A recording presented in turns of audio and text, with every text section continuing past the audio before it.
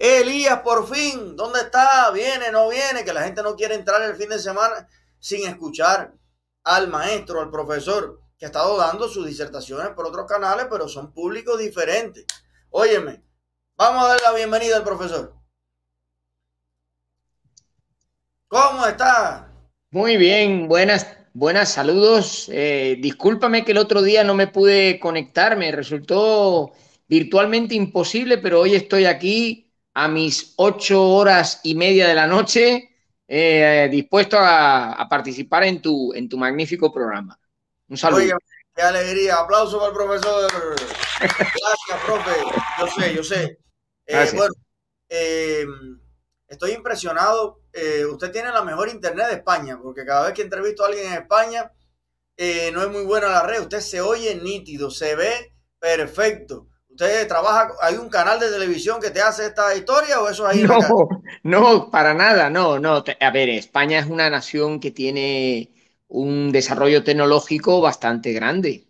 Y en algunas zonas es verdad que el problema de las montañas dificulta, yo creo, bastante la comunicación, pero yo vivo afortunadamente en una zona llana, muy parecida a Miami, que es la costa de Valencia, y aquí tenemos buena cobertura.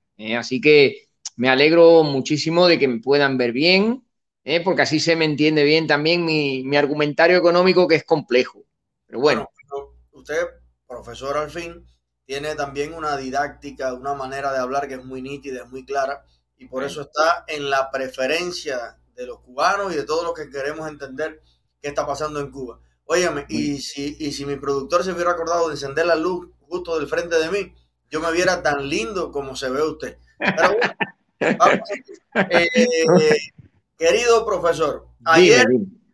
ayer nos Ayer. despertamos con la noticia de que, bueno, todo lo que se dijeron ahora se lo contradicen y van a comprar los dólares que la gente tiene en sus manos, se los van a comprar a 120 pesos. Sí. La gente se ha quedado como que no entiende esto, porque generalmente yo he estado en muchos países de América Latina, el peso mexicano, el peso argentino puede subir un peso, bajar 2 pesos, pero subir 5 veces o bajar 5 veces o seis es como una cosa abrupta, parece una medida desesperada y no sabemos todavía el impacto real que esto va a tener en la economía, que no he visto a nadie decir que va a ser bueno. Entonces, lo dejo a usted para que nos ponga más en contexto el significado de esta medida. Bueno, el manejo de la tasa cambiaria del peso cubano con el dólar y con la mayor parte de las divisas se puede calificar a modo de resumen, porque tampoco conviene darle tanta importancia. Luego trataré de desmitificarlo también un poco, ¿verdad? Se puede plantear, yo he hecho una colaboración hoy en un diario en Internet en el que vengo a decir más o menos lo siguiente. Se trata de una decisión arbitraria, por calificarla de alguna manera. Como todo allí en Cuba, pero bueno, muy arbitraria, y la economía no se rige por decisiones arbitrarias, sino reflexivas. En segundo lugar, contraria a las leyes económicas básicas. Y voy a intentar explicar el por qué. Voy a intentar dar argumentos para que nuestros oyentes vean que esta decisión no tiene nada que ver con la economía, sino que es absolutamente una decisión política. Y en tercer lugar, a mí lo que más miedo me da es que supone el inicio de una guerra de consecuencias muy nefastas para esas personas que en Cuba se han ido dedicando a lo largo del último año y medio a hacer lo que no hace el Estado, que es crear un mercado informal para los cambios de divisas. Yo creo que estas tres cuestiones son las que me gustaría, bueno, pues un poco exponer aquí en tu programa con esa tranquilidad con la que podemos hablar siempre aquí, ¿verdad? Así que cuando tú quieras, yo me pongo en faena, como se dice aquí en esta tierra Perfecto. hispánica. Mire, ahora mismo está todo el mundo así como gatico de Shrek, No, pues no, escuchando la no, clase. Así que venga, deleite vamos a calmar, y vamos a calmar, dale, mano. vamos a calmar a la gente. Lo primero que hay que hacer es quitarle importancia a esto. Vamos a ver, ¿cómo se la podemos quitar?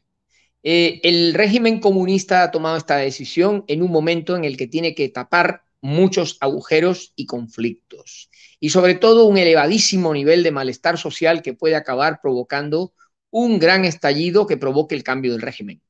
Entonces se les ha ocurrido esta medida como se les podía haber ocurrido darle de comer a los elefanticos que hay en el zoológico de la 26.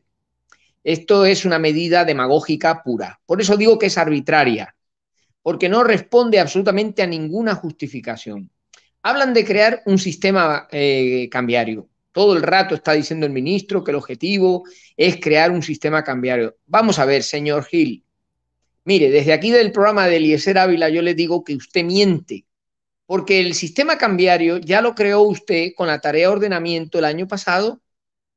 En la tarea de ordenamiento creó usted, para unificar al CUC con el peso cubano, creó un sistema de tipo de cambio fijo que anunció un tipo de cambio entre el dólar y el peso de 1 por 24. Y en aquel momento no hubo ni un solo economista, incluso hasta los economistas oficialistas, que valorase positivamente esa decisión, porque era darle al peso cubano un valor altísimo. Era convertir al peso cubano en una moneda de país altamente desarrollado. 1,24. Claro, eso desde el primer momento se sabía que era insostenible, porque en primer lugar ni el peso vale, perdón, ni el dólar no vale 24 pesos, y en segundo lugar no habían divisas suficientes en el Banco Central para sostener ese tipo de cambio fijo. Y a partir de ahí empezó lo que todos conocemos. Al gobierno le entró pánico y suspendió la política cambiaria automáticamente. Y cerró los bancos, cerró las cadecas, estoy recordando un poco de historia, cerró las oficinas que habían en los aeropuertos para que los turistas cambiaran los pesos que llevaban en el último momento. Yo tengo conocidos aquí en España que viajaron a Cuba y volvieron cargando pesos que no pudieron cambiar en el aeropuerto y los tienen ahí de recuerdo. No es mucho dinero, pero no lo van a poder cambiar aquí en España porque aquí en España el peso cubano no existe. Bueno, pues volviendo de nuevo al tema. El gobierno abandonó completamente la política monetaria. La política cambiaria. No le hizo ningún caso, pero ya tenía un sistema cambiario creado. Y entonces, ¿qué pasó? Lo que pasó es que aparecieron unos cubanos, gente por todo el país, que de pronto descubrió que había una demanda de divisas que el gobierno no atendía o la pretendía atender a un cambio de 1 por 24, que eso es absurdo, y había también una oferta de divisas porque entraba gente a Cuba que traía monedas de otros países y necesitaba cambiarlas para poder luego hacer pagos con pesos cubanos. Y esta gente montó mercados informales, se sacaron licencia de trabajadores por cuenta propia, estuvieron al corriente de sus impuestos y estuvieron haciendo de intermediarios entre oferta y demanda de divisas durante todo este tiempo e incluso publicando hasta índices de cotización diarios en algunas redes sociales, que por ese motivo es por lo que el gobierno ha puesto el cambio este de 1 por 120, porque ese es el cambio que está en el mercado informal antes del día 4 de agosto. Entonces, que el gobierno diga que en Cuba no hay un sistema cambiario es mentira, porque ya estaba funcionando, y que diga que hay que tomar medidas para facilitar el mercado de divisas también es mentira, porque ya tiene un mercado de divisas funcionando que es el mercado informal, que es un mercado eficiente, que se rige por las leyes de la oferta y la demanda, que equilibra constantemente ese mercado porque siempre hay un precio que resulta del equilibrio entre los que demandan divisas y los que las ofertan. Y por tanto, si existe ese mercado, como economista, la sugerencia siempre es aproveche usted el mercado que existe, no crea usted nada nuevo, porque ese mercado que existe, lo que hay que hacer si acaso es regularlo, pero ya lo tiene usted en funcionamiento. Y por eso es por lo que yo sostengo que es una decisión esta del ministro antieconómica, va en contra de las leyes de funcionamiento de la economía. Él dice que es que Cuba es un estado socialista y las decisiones económicas en Cuba se toman siempre salvaguardando los intereses de los vulnerables. Mentira. Si quisiera salvaguardar los intereses de los vulnerables, lo primero que tendría que hacer el ministro Gil es cerrar las tiendas en moneda libremente convertible, en las que solo pueden comprar el 25% de los cubanos, según reconoció él el otro día en la Asamblea Nacional. El otro 75% de cubanos solo pueden comprar cosas en pesos cubanos o buscarse las divisas para luego después poder comprar en moneda libremente convertible. Y este es el panorama. El panorama es absolutamente devastador. Con esta medida no se van a conseguir ninguno de los objetivos planteados por el ministro. No se va a conseguir un mercado nacional, no se va a conseguir un tipo de cambio de equilibrio. Ya verás tú como a pesar de que han dicho que van a vender divisas también, no las van a vender. Lo que ellos quieren es comprar todas las divisas que entran ahora, con el, por ejemplo, con el turismo, y hacerse con ese dinero para que no pase al circuito del mercado informal, que lógicamente es un circuito privado, en donde lo más importante es el interés económico de los que están ahí en ese mercado. No se busca objetivos de llenar arcas del Estado con divisas, ¿verdad? Y en definitiva, han creado una gran expectación y han creado una noticia que ha llamado mucho la atención y que ha llenado páginas en todos los medios, pero que tiene un alcance absolutamente limitado y que al final, si se aplica, va a traer muchos más problemas que soluciones. Y si no, dentro de unos meses, aquí en tu programa ya verás cómo estaremos viendo problemas creados por esta actuación. Por ejemplo, se me ocurre uno de ellos, las importaciones van a ser más caras. Las exportaciones se podrían fomentar, pero claro, para eso hace falta producir. Y el problema es que la economía no produce. Es verdad que un cubano que antes recibía $1 y conseguía en el mercado informal 110, si ahora el Estado le paga 120, va a recurrir a la oficina estatal. Pero el mercado informal va a reaccionar y No, ya, salvo ya, que el gobierno los reprima o los encarcele, la reacción inmediata del mercado informal va a ser pagar más por el cambio del dólar al peso, no, más pero de esos ya 120. fue. O sea, Dime, ya ¿no? tenemos información, ya el mercado reaccionó.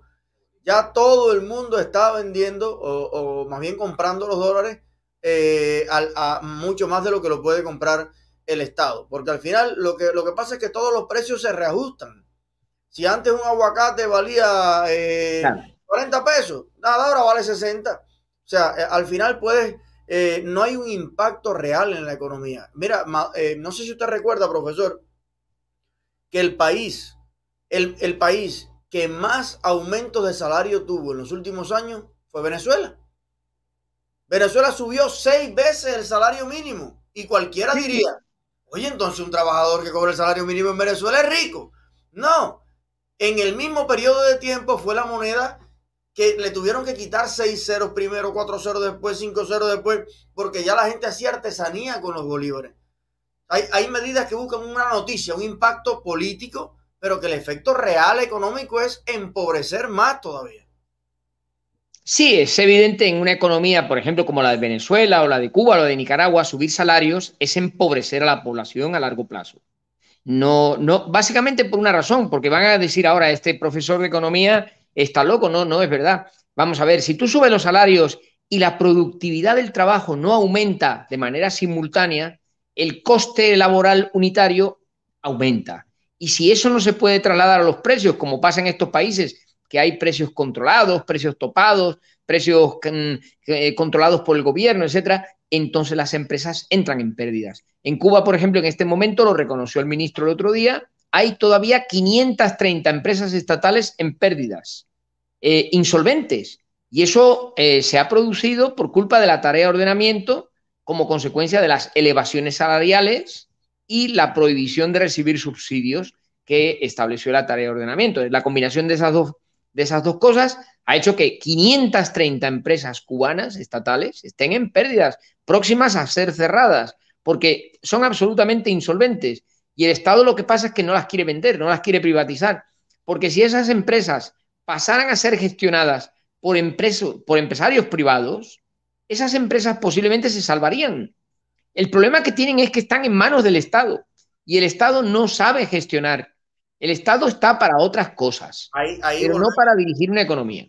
ahí volvemos al tema de política versus economía. Claro, Esas 530 empresas controlan a cientos de miles de trabajadores en todo el país. Esos mismos trabajadores que necesita el gobierno para mandarlo para el 1 de mayo, para un acto de repudio, para amenazarlo con que si publicas algo en Facebook, qué sé yo, te boto el trabajo. Y saben que los trabajadores lo que están viviendo es de lo que se roban de las empresas. Uno se roba un bombillo, otro una llave, otro un pomo de aceite. Entonces, no sé si usted recuerda, seguro que lo ha leído, una cosa que era el juicio a Sócrates, de los no. filósofos de la antigüedad. Un juicio que le van a hacer a Sócrates los romanos. Y él dice que ya acusaba en aquel momento de que era un estado dictatorial y decía que la principal herramienta que él veía que usaban era inmoralizar a las personas. O sea, cuando tú inmoralizas a los demás, lo haces sentir que son tan inmorales como tú, se acabó la rebelión. Porque Ya. la rebelión siempre implica una superioridad moral. Yo me rebelo contra la corrupción, pero si yo soy un corrupto, se acabó la lucha. Yo me rebelo contra el autoritarismo. Entonces, cuando tú te hacen sentir que saben ellos, yo sé que tú te robas esto, yo sé que tú tienes un hijo que hace tal cosa, yo sé que en tu casa hacen esto, yo sé que tal, la gente se siente impotente. Entonces, esa red de empresas estatales en el país es al mismo tiempo la soga que tiene cogida por el cuello a las personas que no son libres por eso.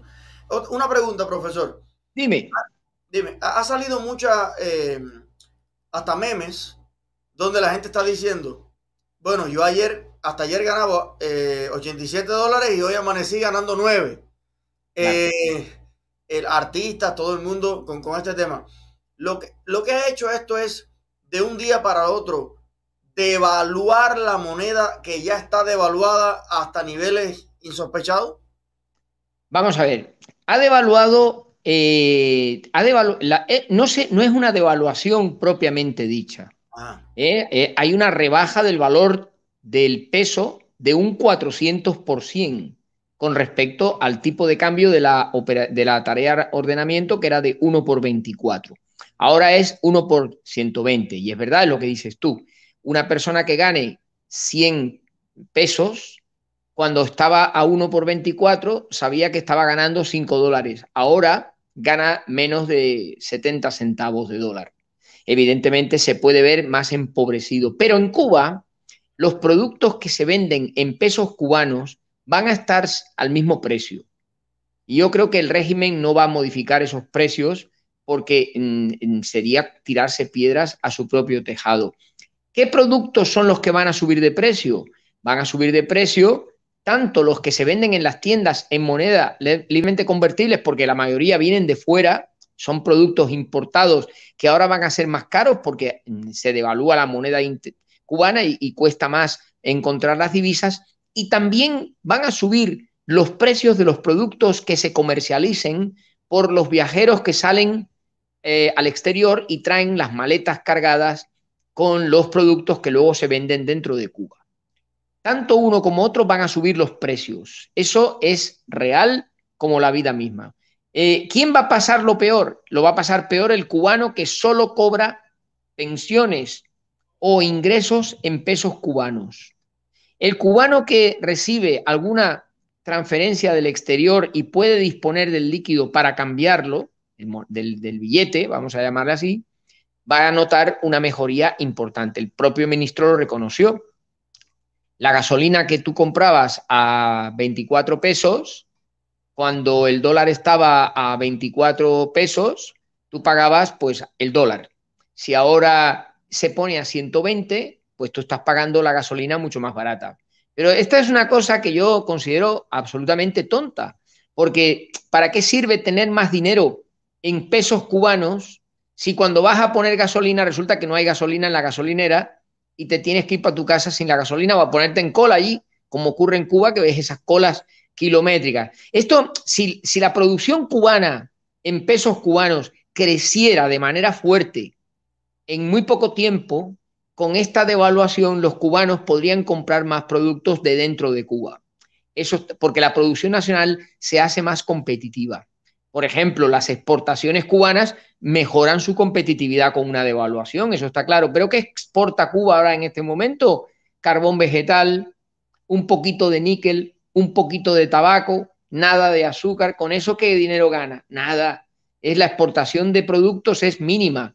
¿Dónde pueden ganar? Hombre, van a ganar con el turismo. El turismo va a mejorar los ingresos. Eso ya lo anticipo. La recaudación que van a obtener de ingresos de turismo va a ser mayor con el cambio del dólar de 1 por 120. También todo aquello que venga de fuera va a encontrar que Cuba es más barata. El turista, por ejemplo, que llegue de un país como España, Francia, etcétera, se va a encontrar con que Cuba se ha abaratado los productos que se venden en pesos cubanos. Entonces, Pero el resultado final. si ni los cubanos consumimos las chancletas plásticas esas hechas a molde Sí, que venden allí en las tiendas para cubanos, ¿qué producto en pesos cubanos consumirían los turistas? Vamos a ver, entiendo que, por ejemplo, algún tipo de servicio cultural, algún tipo de avalorio, algún tipo de artesanía que se pueda comprar en una tienda, incluso alguna consumición en algún restaurante estatal como Copelia, que se cobra perfectamente en pesos cubanos. Es decir, los productos que se vendan en pesos cubanos. Veremos una cola en Copelia de la Claro, claro, pero hay una entrada, tú sabes, para el turista privilegiada, ¿no? Por ejemplo, Tropicana, por ejemplo, la bodeguita del medio, todo lo que se paga en peso cubano al turista le va a parecer más barato porque es verdad, la devaluación abarata la producción en pesos cubanos. Si un turista un día anda por Pinar del Río y de pronto compra una mano de platanitos porque le entra hambre, si se la venden en pesos cubanos lo va a ver mucho más barato de lo que él pensaba. Es decir, eso va a estimular el gasto de los que vienen de fuera. Pero el problema está en que la producción cubana, como está controlada por el Partido Comunista y por el régimen que hay en el país, que impide que se superen esas trabas y esas limitaciones, no va a reaccionar a corto plazo. Con lo cual, lo que va a haber va a ser escasez y aumento importante de los precios de algunos productos, sobre todo los que se traen del exterior. Yo creo que esa va a ser una consecuencia que empobrecerá además más a los cubanos. Es decir, la gente que tenía, por ejemplo, un depósito en el banco va a notar que se pierde mucho poder adquisitivo cuando recupera ese depósito y va a comprar el producto que pretendía comprar. Básicamente porque si antes conseguía cambiar a 100 el dólar, ahora tiene que poner 120. Pero cuidado, no va a quedar el cambio en 120 y esta es otra consecuencia. Lo más probable es que el cambio siga perdiendo para el peso y en cuestión de semanas, porque ya lo vemos en algún anuncio en el Rebolico, etcétera, ya se está pidiendo 140 y 150. Con lo cual, esta decisión del gobierno ha sido, como he dicho, arbitraria, inoportuna, mal elaborada. No se puede intentar crear unas condiciones de mercado solo con la demanda, hay que ir con la demanda y la oferta y el precio que se equilibre a partir de esa relación entre las dos variables. Por lo tanto, lo que espera como consecuencia de esta medida es un empobrecimiento general de los cubanos, más de lo que ya están. Lo que pasa es que como la situación está tan grave en la isla y la economía está tan devastada, bueno, pues ellos han dicho, vamos a ver qué pasa, vamos a ganar un poco de atención pues, cambiando el foco y si con esto ganamos un poco de tiempo, pues bien sea. Pero, insisto, no hay que esperar gran cosa de todo esto, ni mucho menos. Profesor, de cara al futuro, ¿usted ve factible una dolarización de la economía cubana? No, a partir de lo que dijo el otro día el ministro, no. El No, no, otro pero día el ministro, no digo, ya ahora me vuelo un poquito hacia adelante y yo digo no. una propuesta ya incluso en una Cuba democrática.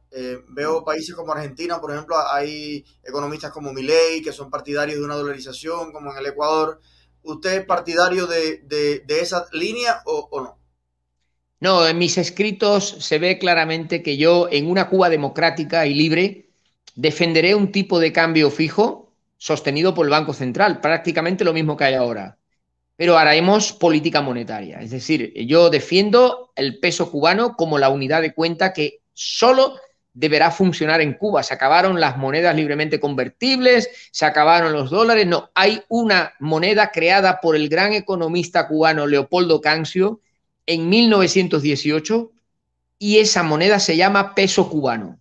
Esa moneda en el año 1958 estaba por encima del dólar en valor, porque en aquella época no, y esto hay cosas que no se explican en Cuba, no se cuentan, claro. Ahora que el dólar estará a 120 pesos, a mí me gustaría explicarle a los niños cubanos que hubo una época en la que su patria, el peso cubano, estaba más valorado que el dólar. Y el oro que conseguía Cuba de sus relaciones económicas y comerciales estaba a buen recaudo en el Banco de la Reserva Federal. Nuestra nación, nuestra patria, tuvo una época de esplendor en los años 40 y 50 del siglo pasado. Y en esa época andar con pesos cubanos por el mundo era mejor que andar con dólares. Lo que pasa es que el comunismo acabó con eso. El Che Guevara vació las arcas del Estado en cuestión de un año. Es el manirroto más grande que ha habido en la historia. Acabó con todo el dinero que tenía Cuba en su archivo, en su base monetaria. Y luego ya, pues, ya te puedes imaginar, cambiaron la moneda, en fin, hicieron un auténtico... Ellos dicen que Batista se lo llevó. No, no se lo llevaron, lo gastó en absurdos, en políticas industriales que no llegaron a ningún sitio, en viajes. O sea, lo del Che Guevara es lo más espectacularmente horrible que ha ocurrido en Cuba y en la historia de cualquier país. Y acabó montando el primer corralito de América Latina en la historia, que fue cuando los cubanos les quitaron sus depósitos y de 10.000 pesos se pasó a dar solamente 1.000 pesos a cada ciudadano. Esto hay que explicarlo a la gente, porque nuestro país ha sufrido mucho como consecuencia de estas atrocidades de los comunistas. No solamente la falta de libertad política, que es muy importante, y el respeto a los derechos humanos, que también es muy importante. En Cuba se han cometido atropellos terribles en materia de derechos de propiedad, que han acabado destruyendo la economía nacional y han acabado destruyendo el emprendedurismo y la voluntad de labrarse un futuro de muchos cubanos en su patria, que se han tenido que ir precisamente porque en Cuba es imposible tener un proyecto propio e independiente del Estado.